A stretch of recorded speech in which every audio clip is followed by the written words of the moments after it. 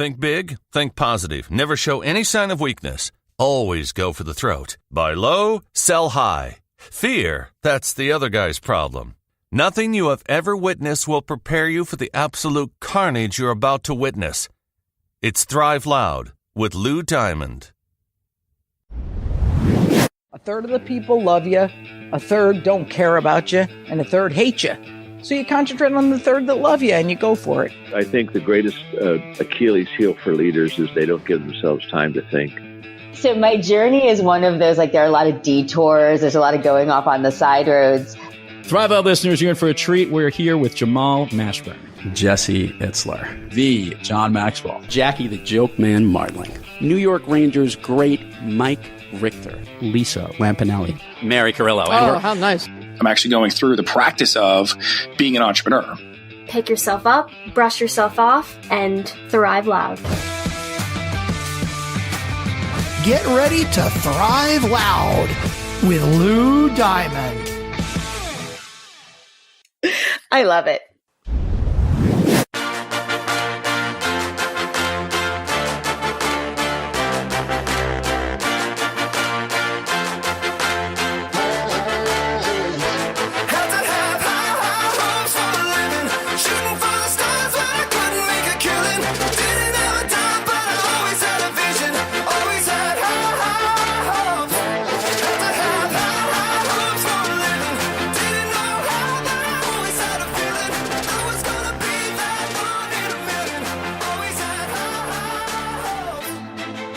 Welcome, everyone, to another episode of Thrive Loud with Lou Diamond, connecting you to the most inspiring and amazing people that are thriving each and every day.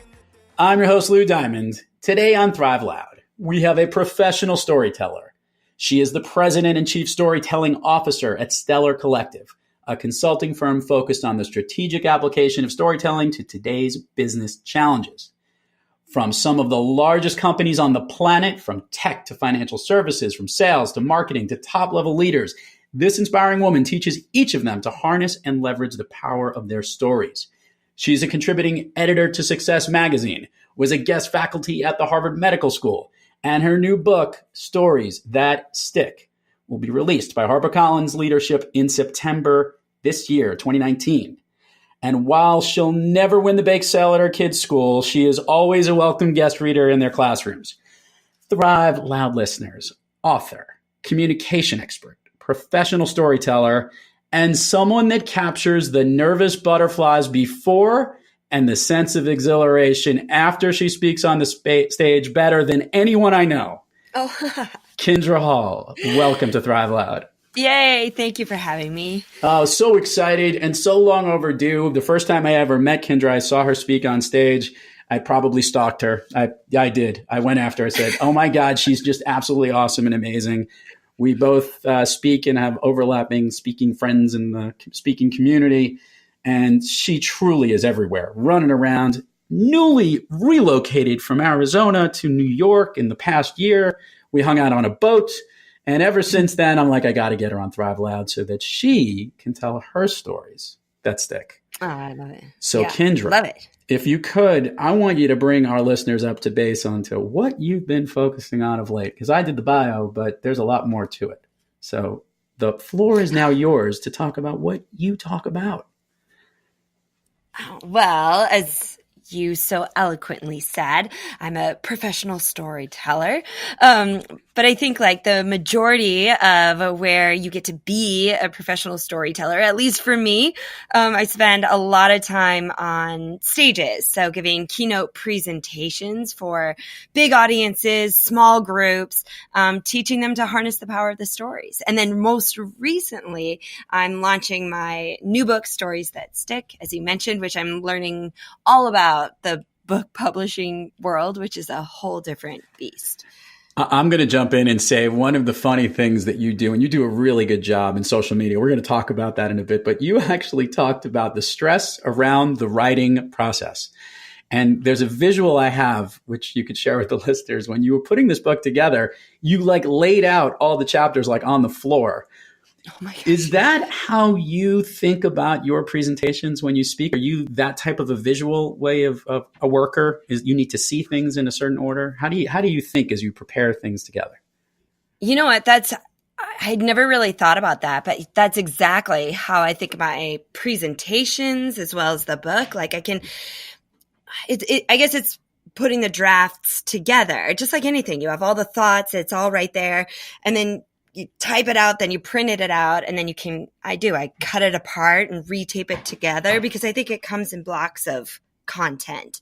And then you got to reorganize and make it all come together. I never thought about it though. You're right. I am very visual. Well, it's funny because I'm actually, not surprisingly, I'm more of an auditory learner. I actually spoke my book out in public.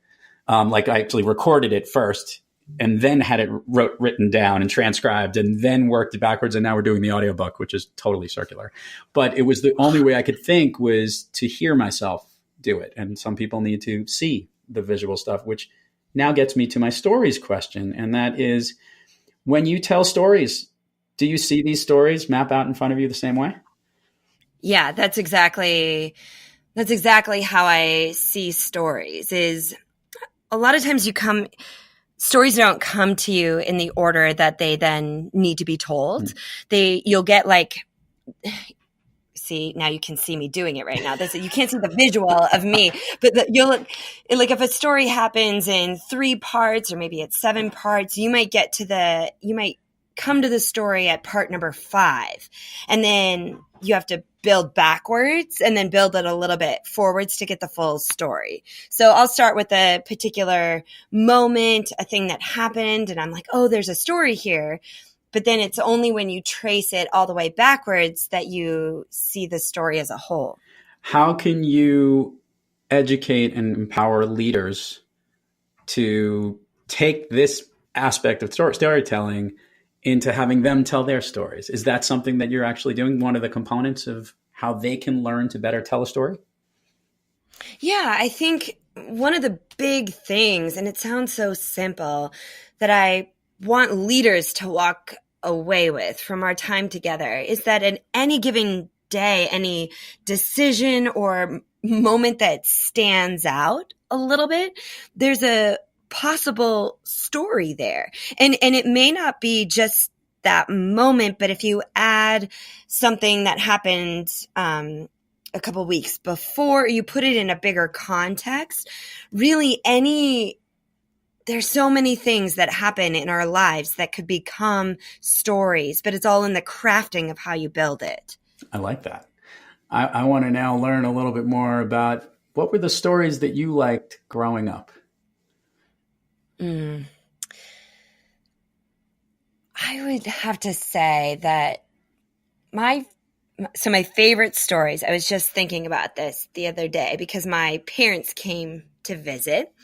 And as you know, Lou, it's small living quarters in New York City. And so it was just kind of awkward, right? Like, how do you all fit in this little apartment? And I was feeling very self-conscious, like maybe I'm a bad daughter, like it was, what could I have done to be a better host in this tiny apartment?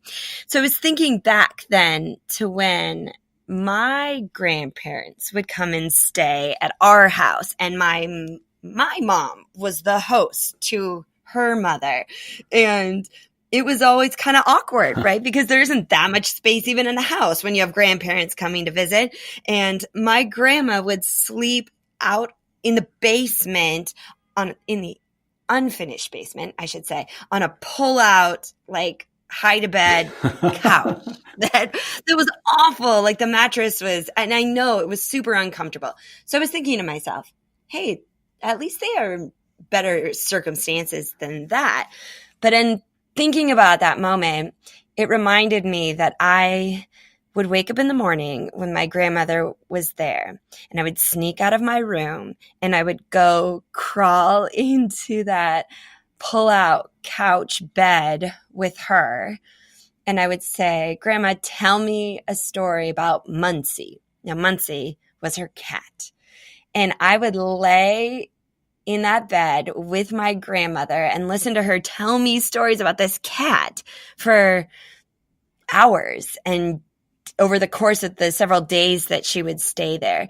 And I think, now looking back, and then you ask me this question, it's important to know, like, it doesn't take huge, tragic or dramatic stories to captivate someone. And it isn't even about the fact that I was a child. I'm sure you've been captivated by a very small story recently. Like, it isn't the magnitude of the story. It's the decision to tell one. So those are some of my favorite stories growing up, with stories from my grandmother. I love that. I just wanted you just clicked something in my head.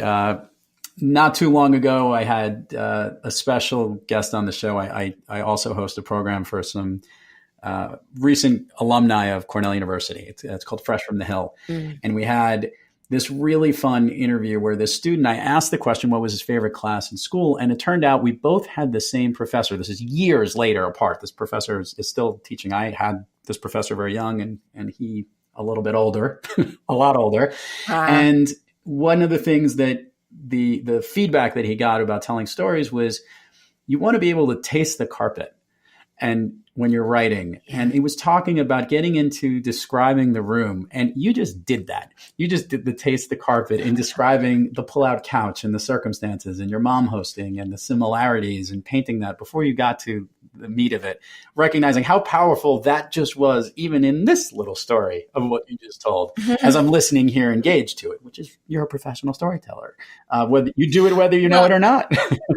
I know. But now so now thinking back, just at the beginning of this, I said, you can take a small moment, but then when you put it into a bigger context, it means more. So I could have just come right out and said, hey, it was my grandmother telling stories. But then did you know, I didn't even realize I did this. I took it one step back and told the story of my parents coming to visit, and then went into the story of my grandmother. So there's an example of how you can do that, build the layers of a story. And to your point, when you tell a great story, it connects on different levels. I connected to the fact that I remembered when I had my grandparents come and visit and what that was. And as you were sharing that story, it was overlapping in that situation. And my grandmother used to tell a story, which I remembered very much, called Uncle Max's chocolate pudding, which for years I then relayed to my own kids, and get to tell a story, which I'll do my follow-up here. So the stories that you liked as a kid. What you have two very, very rambunctious, very cool young children. What do they like to hear from you? They ask all the time. So there's two kinds of stories, I think, that they like to hear most. And the one they ask for, and that is stories about what my life was, or what my husband Michael's life was when we were little. So my son will ask, like, hey, buddy, that's what they call Michael. They call him buddy instead of dad. They'll be like, this is my dad, buddy. But there you go. They'll say, hey, buddy, what was the silliest thing you ever did? Or one time my son got a splinter and he was really upset about it because he was afraid of, he had a big chunk of wood sticking out of his foot and didn't know what was going to happen. He's like, Mama, do you have a story of when you had a splinter? And they're trying to make sense of the world around them. And we all do that, right? But when you're 7, 6 years old, you're trying to do that even more. And so the more stories we can tell them about ourselves when we were children, the better sense they make of their own world. And they ask for it. But the second kind of story, they don't necessarily ask for, but it's the stories that we can tell back to them, right? Because we have these reoccurring things in our lives, like times where we overcame a challenge, or when we chose to be brave, or when something bad happened, but we were able to recover.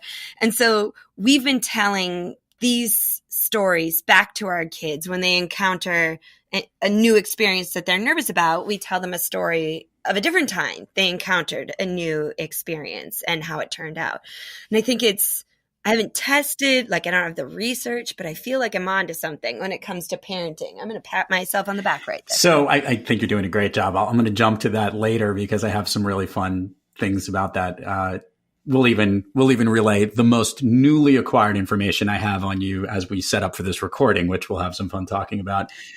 But our listeners, who we have a lot of great business listeners and entrepreneurs, will really appreciate what you've captured in Stories That Stick, your book. There are 4 essential stories that the tales that every business needs to tell. Can you give the high level preview, if you will, without going into too much detail, but give a taste, if you would, of those type of stories, because it's spectacular the way you've laid out important things that businesses need to work on through storytelling.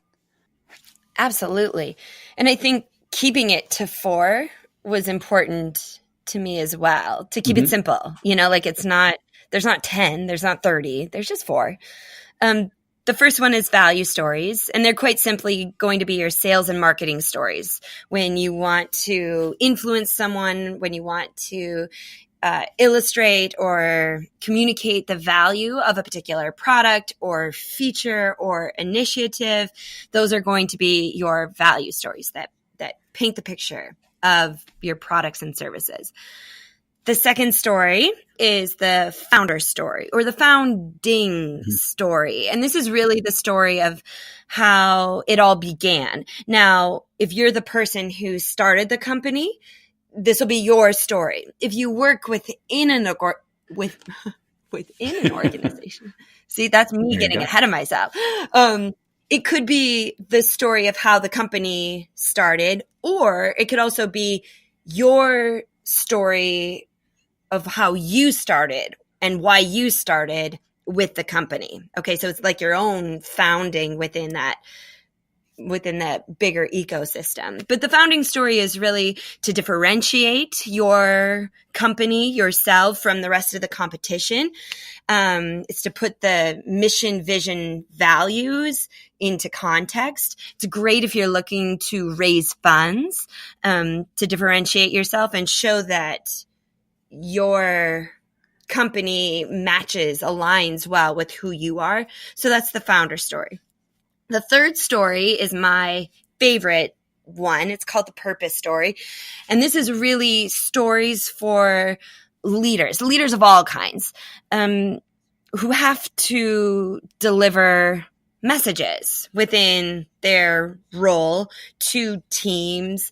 And they could be messages that are difficult to deliver, like maybe you have to deliver bad news. It could be to illustrate the importance of this is why we're doing business this way. But you can take, what I love about purpose stories is it's also an opportunity for a leader to step outside of their role within the company and draw on experiences from their personal life. And in that way, your listener gets to know you on a more personal level.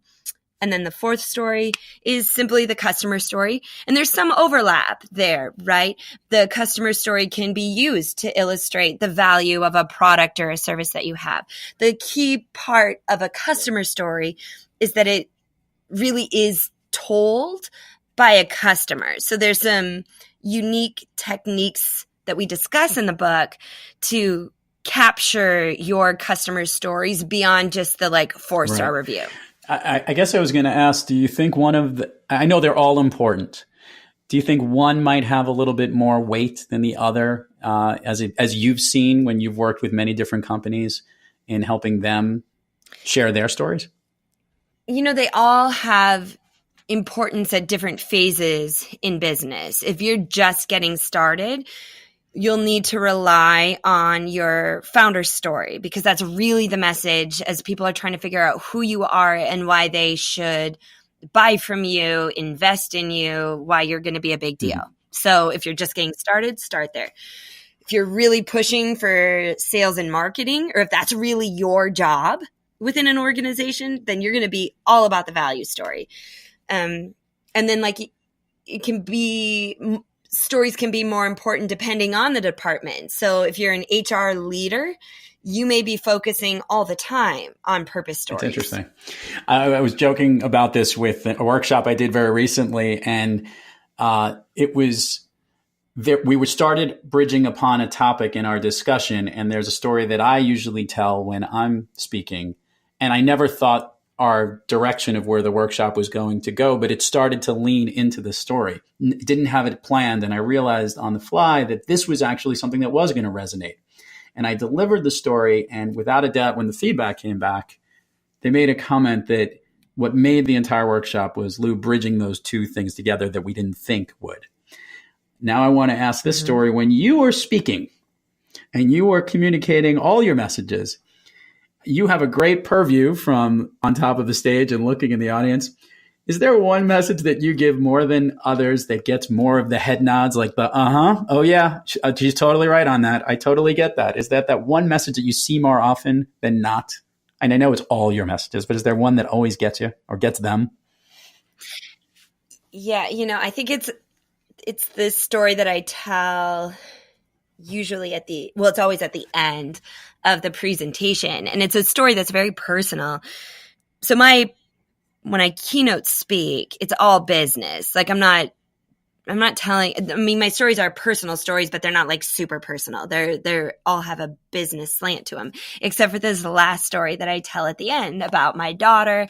And it's basically like a story that I tell to encourage people to remember the stories of why they do what they do.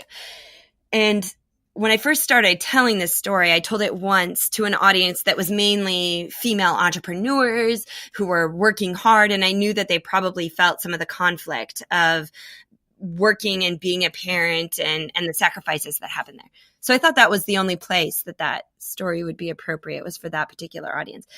But then another day, for another audience, I decided to share it, and they responded the same way. And then another day, to another audience that was more male and financially minded and very linear. I didn't know, it wasn't a room full of moms, and they resonated with it. And so now it's a story that I include every single time, because regardless of exactly who's in the room, people can connect to it in their own way on many different levels. And I can see it every time. And after I'm done, that's always the story I hear about. No, and it's great because you're literally ending on the high note, which works out really well. Mm-hmm. Yeah, so Kindra, I love asking guests on this program this question, and I'm curious to know where it goes. On days when you're maybe not on your A game, you're maybe running all over the country, trying to make an airport here or there, jumping all over the place, and you're not truly thriving.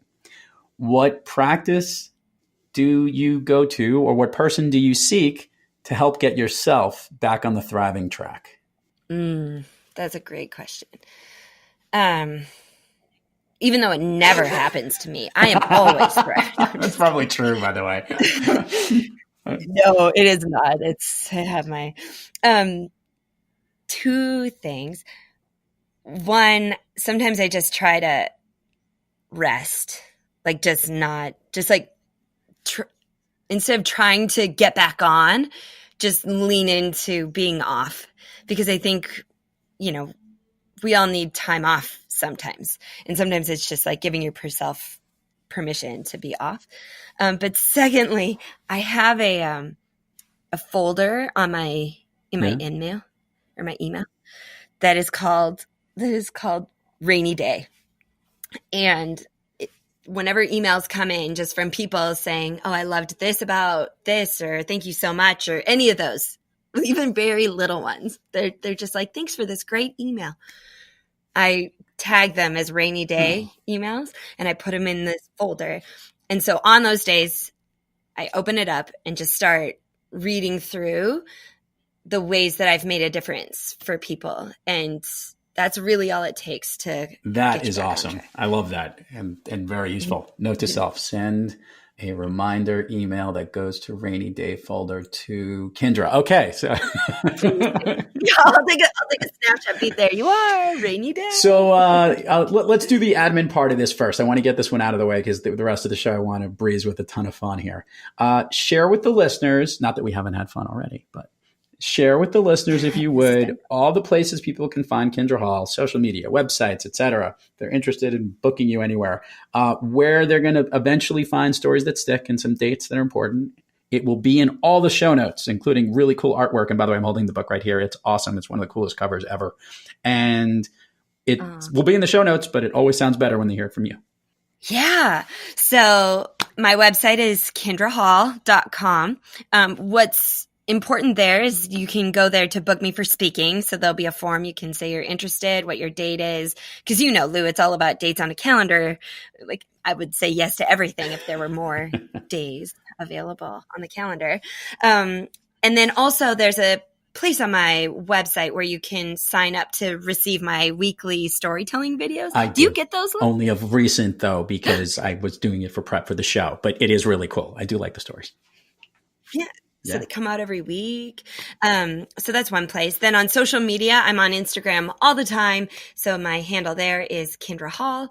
On Facebook, you can find me, which is facebook.com/Kindra Hall fan. That just shows how old my Facebook page is, because that was a thing back then, right? When you would write like this is my fan page. It's not like that anymore, but there you are. That's my handle for that. Every once in a while I'm on Twitter, but it's not often. And then Stories That Stick is available for pre-order now. It's published and officially released on September 24th.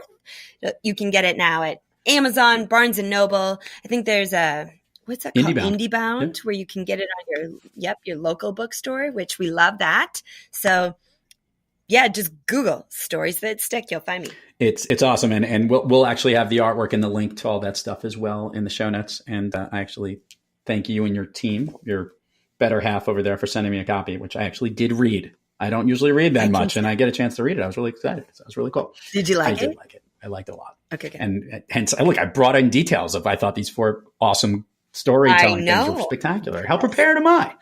Which is not usually the case for me. No, I'm just kidding. So talk about prepared and unique situations and having to always get up for something. What I'm going to share with the Thrive Loud listeners, for those who are not regular followers of Kindra Hall, but you will be soon, there is nothing better than what you do before you go on stage and what you share.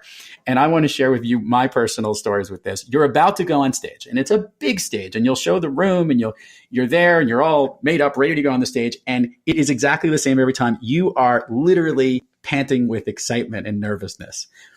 Yes. It's almost, now you would think for all these times that you would speak, you would ever, be a little bit more calm, but it seems to actually get more and more nervous each time you do it. Do you feel that's the case, or it's just part of your routine? Yeah. No, I think a little bit of both. I've always got, like when I was in high school competing on the speech team, like I've been speaking a long time. There was one time where I got so nervous, I almost pulled the fire alarm so I wouldn't have to go speak.